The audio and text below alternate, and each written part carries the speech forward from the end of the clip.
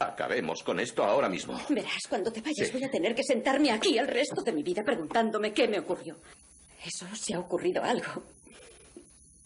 Tendré que preguntarme si estarás sentado en la cocina de una ama de casa en Rumanía o en algún lugar contándoselo todo acerca de tu mundo de amigos, incluyéndome en ese grupo. ¿Qué quieres que diga? Verás, yo no quiero que digas nada. En realidad no necesito que digas nada. Quiero que acabes con esto ahora mismo. Bien. ¿Más huevos o quieres que follemos sobre el suelo por última vez? Yo no voy a disculparme por ser quien soy. Te pide que y no voy a permitir que me hagas sentir que he hecho algo malo. No te preocupes, no te voy a hacer sentir nada y punto. Porque te has creado ese papelito en el mundo en que consigues ser un mirón, un ermitaño y un amante cuando lo deseas. Y los demás debemos sentirnos muy agradecidos por ese breve momento en que nos tocaste. ¡Vete al cuerno! No es humano no sentirse solo y no es humano no sentir miedo. Eres un hipócrita y un falso. No quiero necesitarte. ¿Por qué? Porque no puedo tenerte.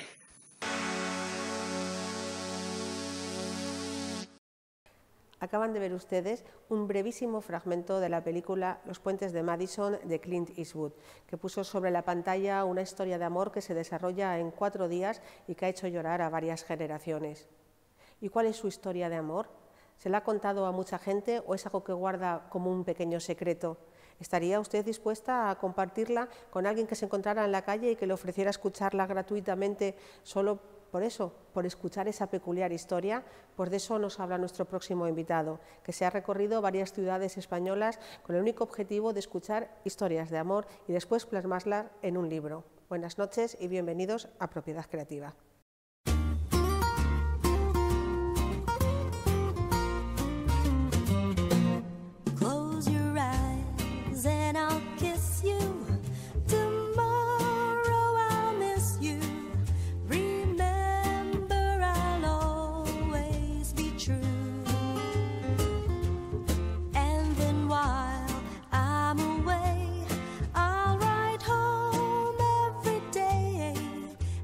Realmente porque creo que el amor es igual la temática que más me ha llamado la atención desde pequeño. Y antes de dedicarme a hacerlo como lo estoy haciendo ahora, tal vez lo que hacía era indagar por curiosidad. Le preguntaba a gente qué opinaba en relación al amor, a sus relaciones, o cómo vivían ellos ciertas situaciones que yo estaba viviendo y no sabía muy bien cómo afrontar.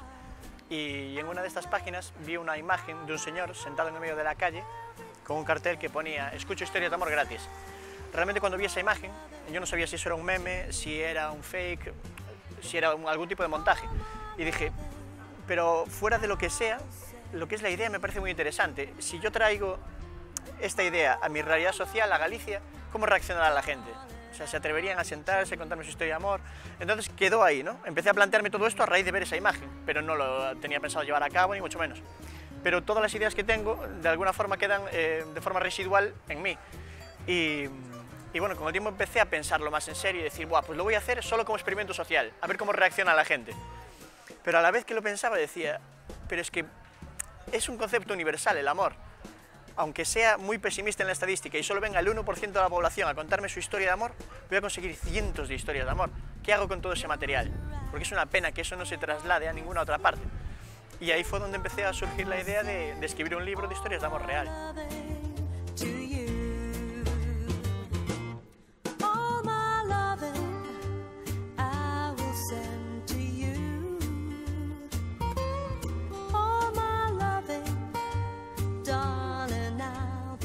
La inmensa mayoría de las personas que me contaron su historia en primera persona.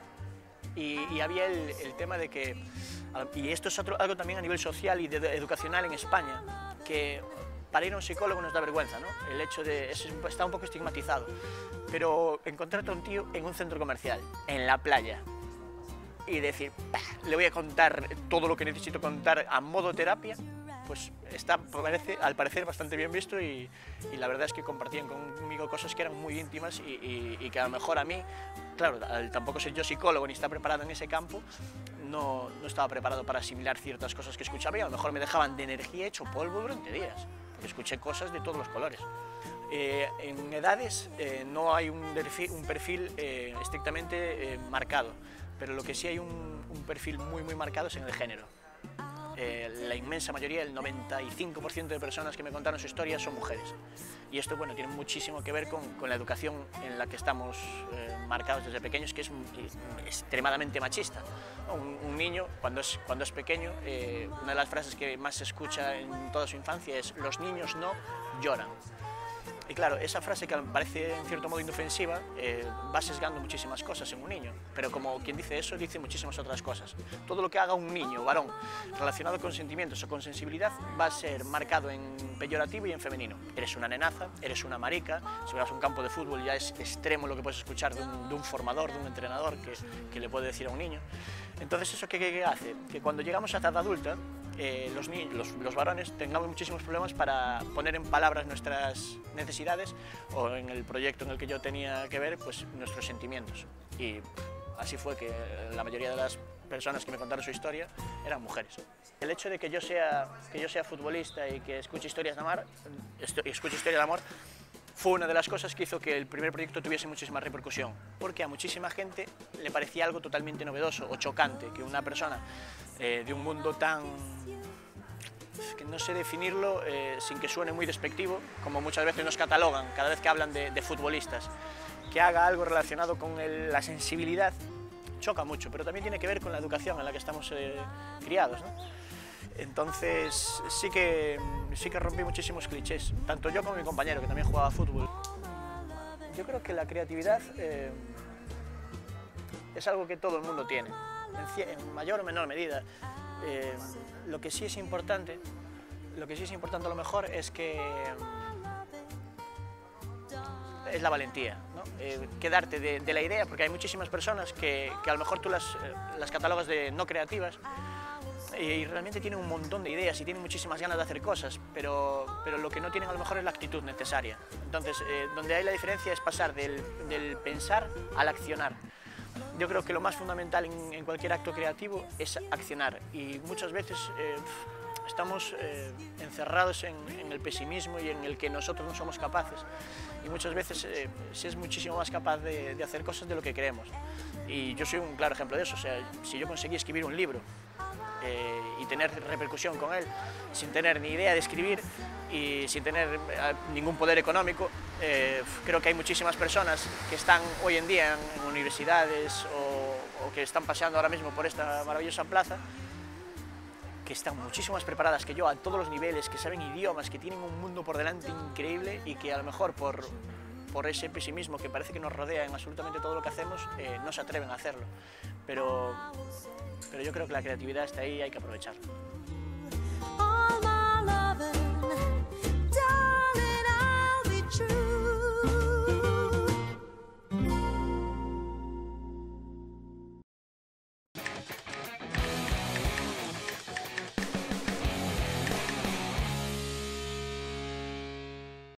¿Es usted de los que acostumbran a mirar al cielo para ver las estrellas? ¿Es de los que tal vez esté deseando, si tuviese dinero, poder apuntarse a esos viajes de turismo espacial que nos están comentando? ¿O es de los que quizás creen que no es cierto que hayamos llegado a la Luna, o teme que un asteroide haga estallar la Tierra? Pues las respuestas a todo esto nos la tiene nuestro próximo invitado.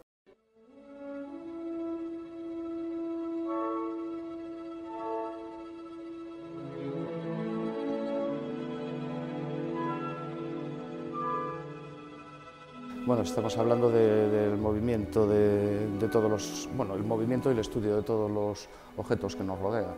La propia Tierra es astrofísica pura. Es un concepto del estudio del universo, del final, del origen del universo y hacia dónde se dirige.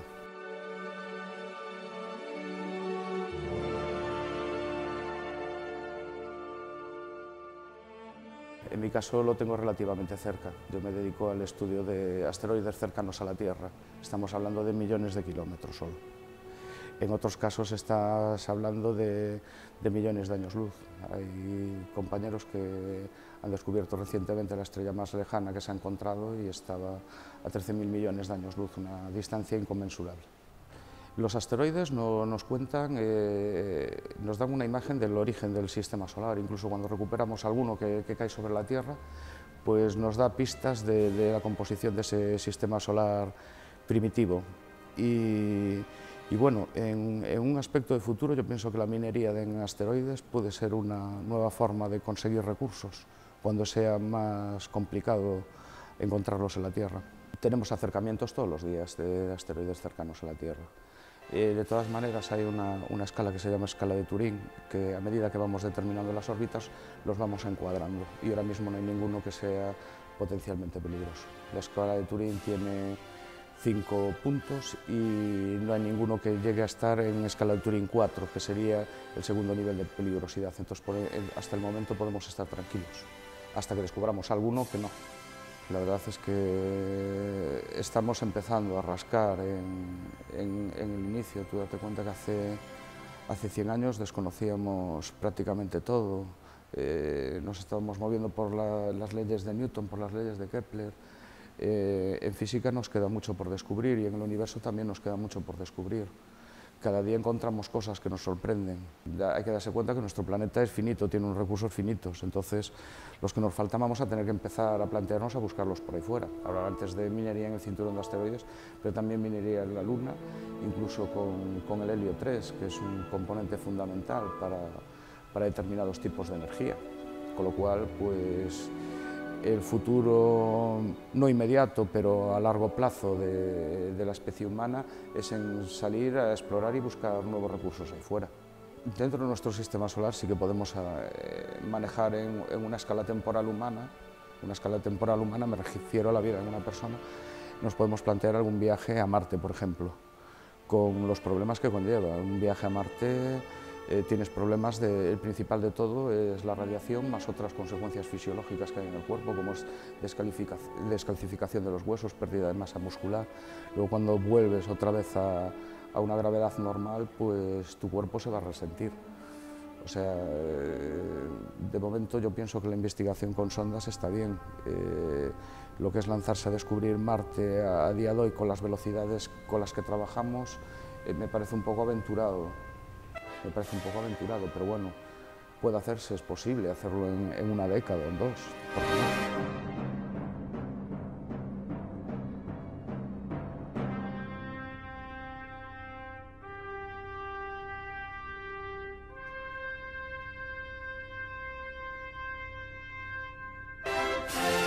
Es una mezcla de las dos cosas. Tienes por una parte el conocimiento, pero ¿qué sería de nosotros sin la imaginación de un Einstein, sin la imaginación de un Hawking, sin la imaginación de un Newton, sin la imaginación de un Kepler? Es la suma de las dos cosas, de conocimiento previo y de trabajo, de imaginación, de talento. Es una mezcla, pero es como en todos los campos de la vida. Yo pienso que el secreto es talento más trabajo. Tenemos ejemplos en el mundo del deporte, en cualquier otro ámbito. No hay otro secreto. En España estamos en muy mal momento. En España la crisis económica, bueno, hay la parte que se ve, que es los problemas en lo que es la ciudadanía, pero la problemática a nivel de investigación también fue alta. Solo hay que decir, Observatorio de Calar Alto, 14 telescopios, funciona uno, el hispano-alemán. El Gran Tecan, o sea, la joya de la corona de la astronomía española, el telescopio más grande del mundo en estos momentos, tiene restringidas las horas. Tiene restringidas las horas de observación. A ti te ofrecen un puesto en un sitio y te compensa más ser auxiliar administrativo en tu ciudad si no te quieres desplazar. Luego fuera vas y te ponen un cheque en blanco encima de la mesa. Yo tengo compañeros que están fuera, que están trabajando en Estados Unidos. Yo por razones de edad pues no me decido a moverme porque tengo mi familia, estoy asentado en Orense.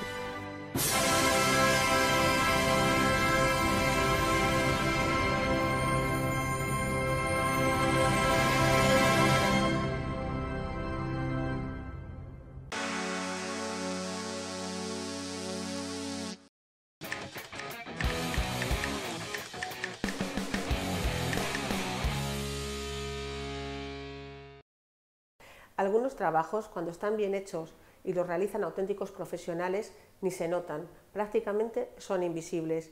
Y eso es lo que ocurre con la labor de los actores de doblaje. Cuando sus voces están bien empastadas con lo que ustedes ven en la pantalla, no se dan cuenta que no son los actores los que hablan, que no son las voces originales. pero de esto y de los secretos de su profesión y de lo duro que es doblar a los dibujos animados nos hablarán nuestros próximos invitados. Eres parte de su obra, eres su vida. Si ese avión despega y no estás con él, lo lamentarás. Tal vez no ahora, tal vez ni hoy ni mañana, pero más tarde, toda la vida. Nuestro amor no importa. Siempre tendremos París. No lo teníamos, lo habíamos perdido hasta que viniste a Casablanca. Part of his work, the thing that keeps him going. If that plane leaves the ground and you're not with him, you'll regret it. Maybe not today, maybe not tomorrow, but soon and for the rest of your life. But what about us? We'll always have Paris. We didn't have, we lost it until you came to Casablanca. O traballo dun dobrador é un traballo creativo porque tes que aportar nun idioma diferente expresións, sentimentos que ten un actor que aparentemente dicen, é igual, é o mesmo que aparece aí. Non, non, non. Tú tens que traducir eses sentimentos e equipararte a outro idioma diferente, non? E moitas veces son completamente diferentes. Entonces, ti tens que crear, porque non hai unha forma de facelo robóticamente, non? Senón un robot o faría, non? Eu creo que as dúas son importantes, porque a voz, por exemplo, é o teu instrumento, ten que estar en condicións, ten que estar expresiva. Moitas veces chegas ao estudio e, bueno, porque tú eches a mellor unha actuación de teatro ou outras cousas, e a voz ven un pouco danada, a veces resulta complicado, pois, aportar esa parte física, non, do elemento, do actor, porque, a fin de contas, o actor de dobraxe é un actor nunha vertente, non? Depois hai unha parte mental, creativa, que é interpretar o que está comunicando ese actor. Porque, claro, que está comunicando? Nós temos que ser, collerlle ese punto, non? É como o xogo dos 7 medios. Se te pasas, malo, e se te quedas tamén. Entón hai que dar a mesma intensidade, a mesma sensación, os mesmos sentimentos, porque senón estarías terxiversando a intención do autor, non? Entón ese respeto exixe unha creatividade moi concreta, non? Para acertar, digamos, aí. Na parte física, ademais, é dicir, o actor ten que pasar de 0 a 100 en nada, porque de repente chega, estás esperando, mellor, e te chaman na sala de espera, e te chaman para entrar na sala, e de repente ti non sabes o que te vai tocar.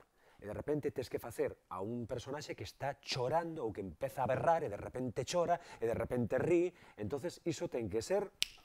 Tens que cambiar absolutamente en todo. Cambios de interpretación total, non? Exactamente, e ter a voz preparada para romper, e iso é un traballo. E adestramento de actor, claro. Exacto. Agora choras, e agora te ríes, e agora... Que pasa? Estamos serios. Claro. Esos cambios... É o entrenamento, é como un futbolista, cambio de ritmo, non? Efectivamente. Son propios da interpretación, claro. Bueno, iso, claro, ten inimigos e amigos. Entonces hai quen di, dobraxe non, de ninguna maneira e tal. En películas moi especiais, nas que hai unha interpretación extraordinaria, vale a pena ler o periódico de baixo, ¿no? Ver o original con subtítulos. Pero claro, dices, bueno, pues está en inglés, sabemos inglés e tal. Vale, inglés sí, pero en xaponés eu non penso aprender xaponés. Ainda que animamos aquí os rapaces antes a aprender xaponés, eu non penso facelo, non? Entonces, eu creo que o cine de consumo, o cine comercial, non paga a pena perder o que estás perdendo, porque tú dices, bueno, si é dobrado, perdo matices, da voz, pero si é lido, eu estou perdendo todos os matices da expresión, o que expresa o actor, non o podo ver. Entonces, ou unha cousa ou outra, non? Eu creo que temos grandes profesionais da dobraxe neste país, e que hai películas, está ben que exista a posibilidade para o público de que poidan escoitar, non? Eu sempre me chamaba moita atención porque cando escoitaba as películas clásicas, escoitaba a voz de Humphrey Bogart, que era unha voz así moi grave e tal, de repente un bon día escoitei en original, e ten unha voz de trompetilla, Humphrey Bogart, non? O sea, parece que... Porque aquí estaban acostumbrados a que todos os protagonistas tiveran unha voz que che... Claro, exactamente, sí. Entonces, está ben que exista a posibilidade no cine de que as persoas poidan ver as películas en versión original. Ahora, hai películas que son puro entretemento. Entonces, ver Indiana Jones e o Templo Maldito, a ver, pois case mellor que a dobran, creo que bastante ben. Sí, está ben dobrada. Esa é a miña opinión. Vas en dirección contraria, tenemos que ir a Berlín. Brody está por aí. E mi diario en Berlín. Home, nos dibuxos animados penso que tes un... Non, é máis amplo. Depende tamén do director, porque aquí estamos falando que ti estás... Hai un director que dirixe a dobraxe e que ten unha idea de como ten que ser esa dobraxe. Entón, hai moitas formas de dicir as cousas. Eu teño moitas formas de dicir unha mesma frase. pero hai directores ou directoras que non, que ao mellor ti lle faz, é perfectamente válida, faz unha entonación, patatín, patatín, patatín, patatán, pero a él non lle gusta. Non lle gusta ese final, non lle gusta máis estándar. Entonces, bueno, nos dibuixos animados tes un espectro máis amplo para poder xogar, pero claro, nos personaxes reais, non? Sí, os personaxes reais tes un pouco máis... Tes que mimetizarte. Tes que mimetizarte.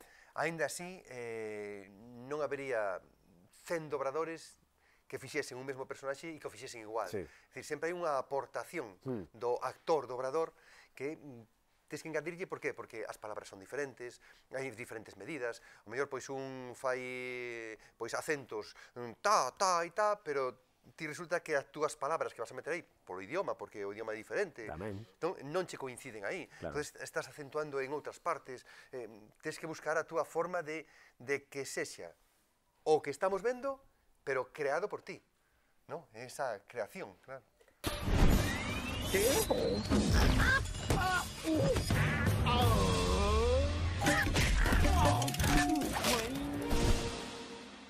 Non, que non pasa nada por repetir, porque os actores de dobraxe estamos constantemente repetindo, porque as películas non se fan un día e necesitan quedar moi ben, todo que quede perfecto, non? A intención e tal. É un traballo duro, pero chulo.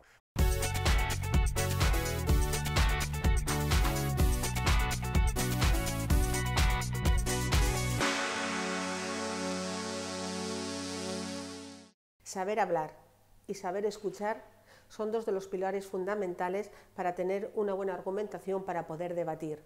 Y en el debatir está la base del pensamiento crítico, ese que nos permite pensar por nosotros mismos sin dar por válidas las cosas que nos llegan de afuera. Podremos distinguir las verdades absolutas de las que no lo son y sobre todo podremos tener nuestra propia argumentación. Y de todo esto quien mejor nos puede hablar es nuestro próximo invitado, todo un experto en la oratoria y en el debate. You know, nothing truly prepares you for the demands of the Oval Office. You can read about it, you can study it, but until you've sat at that desk, you don't know what it's like to manage a global crisis or send young people to war. La oratoria es el poder de convencimiento, el poder de la persuasión. La oratoria finalmente nos permite poder expresarnos, poder contar cosas, poder generar una idea, generar un pensamiento. Eso nos permite la oratoria, entregar un mensaje. Eso es lo importante que tiene la oratoria. Yo considero que en términos de oratoria pura y dura, estamos en un buen momento. El problema ocurre cuando la oratoria es simplemente oratoria y no está cargada de fondo, no está cargada de argumentos, no está cargada de ideas que van más allá del simplemente hablar bonito, por así decirlo. Entonces yo creo que en ese contexto estamos un poco complejos a nivel internacional. Vemos personajes internacionales que tienen, claro, muy buena labia, muy buena forma de hablar, pero de que sin embargo muchas veces sus ideas carecen un poco de algún sentido que vaya más allá de la simple oratoria básica. Un buen orador requiere primero creer en sí mismo. Eso es clave, porque finalmente cuando uno no cree en sí mismo no es capaz de expresar de forma con confianza una idea, sea cual sea. Segundo, un buen orador tiene que sí o sí ser una persona informada. Es decir, tiene que naturalmente conocer el mundo que lo rodea para poder expresar también de forma correcta esa idea y el contexto que tiene esa idea. Y tercero, tiene que también tener, como ya comentaba, un fondo. Es decir, tiene que tener argumentos, tiene que tener un raciocinio debajo del hablar bien, debajo, ¿verdad?, del simplemente decir cosas que pueden sonar de buena manera. Muy importante, porque finalmente la creatividad es la base para poder ir generando el pensamiento luego. Por eso uno de los elementos principales del debate y la argumentación es el pensamiento crítico. El pensamiento crítico está tremendamente ligado a la creatividad porque nos permite, primero, ver cuál es la opinión de la otra persona, ver que no solamente soy yo, y segundo, nos permite analizar de que, por ejemplo, incluso podemos defender cosas con las cuales no estamos de acuerdo, y luego cuando en la vida real me toca defender algo con lo cual sí estoy de acuerdo, se vuelve más sencillo. Porque finalmente ya logré pensar críticamente respecto a por qué el otro piensa diferente. Y eso colabora muchísimo, ¿verdad?, en las buenas relaciones también dentro de las personas. En Latinoamérica, en Europa, a nivel internacional, el pensamiento crítico peligra porque en algún punto es peligroso también para las mismas gentes, para las mismas élites, para los mismos poderosos. Eso a veces es complejo, porque claro, el pensamiento crítico hace que se genere un dinamismo de la mente, lo cual permite de que puedan ocurrir diferentes cosas que muchas veces a la gente no le gustan mucho. Es difícil, muchas veces, por ejemplo, Twitter, las redes sociales se convierte más en una plaza pública más que en un lugar de debate. Y yo creo que ahí está el problema, porque finalmente la diferencia entre simplemente discutir y debatir es que al debatir yo lo hago de manera razonada. y respetando ciertas normas, por ejemplo, el no caer en lo que se conoce como falacias ad hominem, por ejemplo, que es atacar a la persona y no lo que está diciendo la persona. Entonces, son errores comunes en los que se caen en las discusiones que se dan por redes sociales, en donde se pierde un poco el foco de la idea y se va más a nivel personal, que eso nunca corresponde dentro del debate de ideas propiamente tal. Uno como debatiente se va quedando con momentos marcados, por ejemplo, clásicos como el de Martin Luther King, o por ejemplo cuando gana Barack Obama en Estados Unidos, o por ejemplo en Chile, en mi caso cuando gana Michelle Bachelet, una primera mujer presidenta. Fue un discurso sumamente complejo, pero a la vez motivador sobre lo que era un nuevo siglo. Y entonces vemos de que son instancias de que van marcando la vida y los procesos. Yo creo que hay un análisis, por supuesto, histórico, un análisis cíclico sobre las cosas que van ocurriendo, pero también sobre el poder de la palabra. Ya lo veíamos, ¿verdad? Vemos un discurso que logra motivar de Barack Obama, pero también un discurso que motiva por parte de Donald Trump. Donald Trump puede ser una persona diferente, demagoga, incluso podríamos decir populista, pero sin embargo logra generar un clic dentro de la población. Y eso es finalmente por la razón por la cual gana, el generar, ¿verdad?, un nexo con la población, sea real o no lo sea, pero lo genera. Entonces finalmente vemos primero lo peligroso que puede llegar a ser, entendiendo las opiniones que podemos tener sobre Donald Trump, y segundo, lo importante que es el poder, ¿verdad?, expresar bien una idea, una ideología, incluso en el caso de Donald Trump. Un líder tiene que ser el primus inter pares, tiene que ser la persona que guía, no necesariamente la persona que manda, ¿verdad? Esa es como la diferencia entre una persona que simplemente te dice qué es lo que hay que hacer, que puede ser, no sé, un jefe, por ejemplo, es distinto a un líder, que va guiando a un grupo en particular para poder llegar a un fin en común. Y hasta aquí ha llegado el programa Propiedad Creativa de esta noche. Esperamos que hayan disfrutado con sus contenidos y que les hayan sido útiles para que ustedes puedan seguir siendo creativos. No se olviden, vean cine, lean libros, acudan a conferencias, vean arte y sobre todo experimenten ustedes mismos, sean ustedes creativos, sueñen e imaginen. Y por supuesto, tienen que contárnoslo, que para eso estamos aquí todos los jueves en Telemiño. Como decía Albert Einstein, recuerden, la creatividad es contagiosa. Pásala.